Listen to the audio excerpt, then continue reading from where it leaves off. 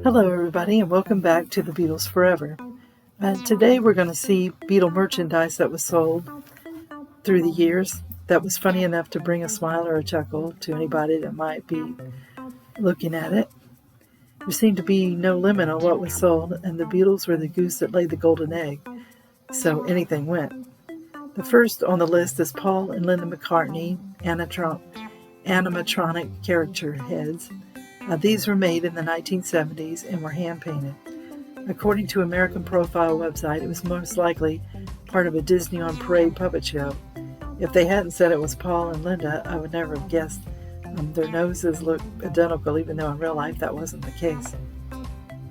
Next is the Beatles Costumes. Since I was very young when the Beatles came on the scene, I didn't realize that they had Halloween costumes made of them. And they even put real looking hair on the mask so it looked like a mop top. And the faces looked kind of real, so this was a pretty cool item to dress like a Beatle on Halloween. Next on this list is Beatle cake toppers. This was labeled the Swingers, but just one look would tell the shopper just who it was modeled after, because they're wearing their little outfits all in unison and playing instruments, and there was just 4 of them, so people could put 2 and 2 together on that one. Next is the Beetle brush. Someone was wise to think of making a hairbrush inspired by the Beatles. They were the mop tops with long hair, so a brush was important.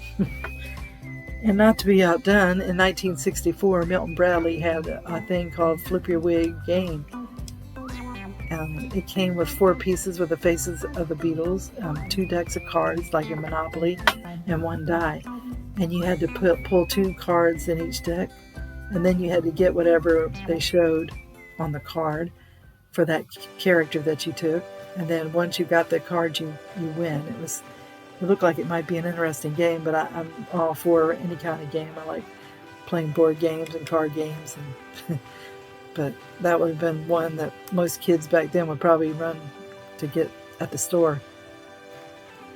And then we have the Beatles nylon stockings. The girl fans of the Beatles got to wear the Beatle faces on their legs with these stockings. The stockings were made in America and in Great Britain, so each girl fan on each side of the Atlantic got to have John, Paul, and George on their legs. So next we have the Beatles talc powder, perfume, and hairspray. Brian Epstein was all for trying to ride the Beatles' success and extra revenue, and he was new to the game and he made some mistakes, but he did get them out there on every kind of merchandise he could find. And in this case, it was a can of hairspray and talc powder tin, and I think those look pretty neat to own. They were made well with on tin, and just something very unique. And then we have the Ringo bubble bath doll. Now, this one looked a lot like Ringo, and he was playing a snare drum, so you got to bathe in your bathtub and take a look while Ringo is serenading you. The strangest thing that happened to be on this list is called the Beetle twig. Never heard of this one. You take 2 sticks that came in the package and rub them together, and it makes like propellers spin. And the only Beetle thing about it was the word the Beatles on the propellers. So this was a strange one indeed. So it just goes to show anything went back then. And then we have the Beatles cellophane tape, which is like Scotch tape. They had a circular thing on top of the tape, and it was the Beatles. It said the Beatles, and it had their faces on it. So that was the only thing that was Beatle-y about that tape. And then, not to be outdone, they even had a Beatles insect repellent with mothballs in the bag and the Beatles name on it. So I wonder if they made any big sales with that. I've seen everything now, seeing mothballs inspired by the Beatles.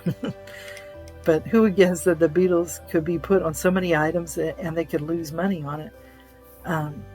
As I said, back then, like Colonel Parker with Elvis Presley, the merchandising game was kind of new. And so, when Brian Epstein came along, he didn't really know about managing groups or anything. He had been working in a furniture store, but he loved music, so he decided to take a band on. So it was the Beatles. But he made a deal where the Beatles lost millions of dollars on merchandising, and it stayed that way from like the 60s to the 70s. The Beatles were so hot back then that everyone tried to hitch a ride on their wagon. It's neat to see the merchandise that the Beatle fan just had to have, even though it could be a bit strange. So there you go. There's some of the items that are different, to say the least, and they do kind of make you laugh, some of them. I mean, the mothballs and the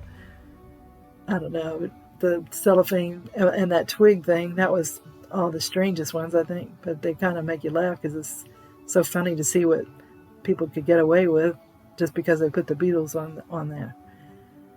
So I hope everyone enjoyed the video, and if you like it, give a thumbs up or subscribe, and I appreciate you tuning in, and come back soon because I'll have another story for you about the Beatles. Thank you. Have a great day. Bye.